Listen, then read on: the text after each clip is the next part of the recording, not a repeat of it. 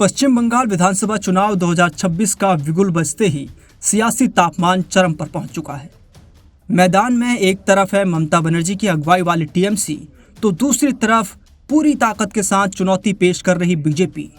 और इस बार टकराव का सबसे बड़ा मुद्दा बना है चुनाव आयोग का एसआईआर, जिसने राजनीतिक माहौल को और ज्यादा गर्मा दिया है।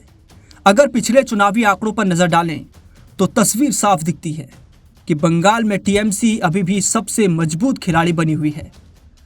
2011 में सत्ता में आने के बाद से ममता बनर्जी ने हर विधानसभा चुनाव में अपनी ताकत बढ़ाई है। 2021 में टीएमसी ने 215 सीटें जीतकर भारी बहुमत हासिल किया, जो 294 सीटों वाली विधानसभा में 148 के जादुई आंकड़े से काफ़ी ऊपर था। यानी जमीन पर पकड़ मजबूत है, संगठन मजबूत है और नेतृत्व भी स्थापित है।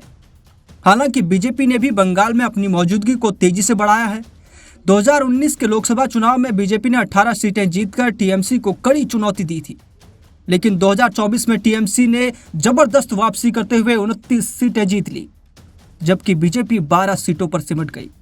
ये साफ संकेत है कि ममता बनर्जी अभी भी जनता के बीच मजबूत पकड़ बनाए हुए हैं। अब अगर विधानसभा स्तर पर 2024 के आंकड़ों को देखें तो टीएमसी 192 सीटों पर बढ़त बनाए हुए थी, जबकि बीजेपी सिर्फ 90 सीटों पर। यानी आंकड़े साफ कहते हैं कि मुकाबला है, लेकिन बढ़त अब भी टीएमसी के पास है। वोट शेयर की बात करें तो टीएमसी को 45.8% और बीजेपी को 38.7% वोट मिले। फर्क बहुत बड़ा नहीं है, लेकिन निर्णायक जरूर है।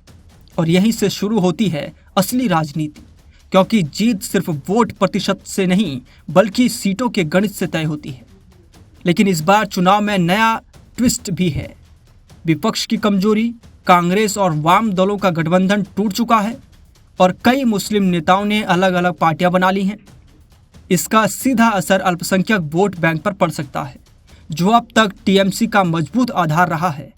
अगर ये वोट बढ़ते हैं तो टीएमसी के लिए चुनौती बढ़ सकती है। दूसरी तरफ बीजेपी उन सीटों पर फोकस कर रही है जहां मुकाबला बेहद करीबी रहा। 2024 में 89 सीटों पर जीत का अंतर 10,000 वोटों से कम था। इनमें से 50 पर टीएमसी और 34 पर बीजेपी आगे रही। यानी ये सीटें 2026 की असली बैटल ग्राउंड बनने वाली हैं। इतना ही नहीं, 2021 और 2024 के बीच 55 सीटों पर सत्ता का समीकरण बदला है।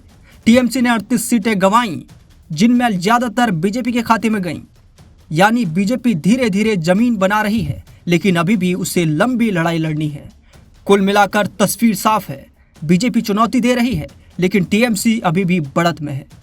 2026 का चुनाव सिर्फ सत्ता की लड़ाई नहीं, बल्कि रणनीति, संगठन और वोट बैंक के बंटवारे की जंग बनने जा रहा है। और इस जंग में कौन बाजी मारेगा, ये तय करेगा बंगाल का राजनीतिक भविष्य।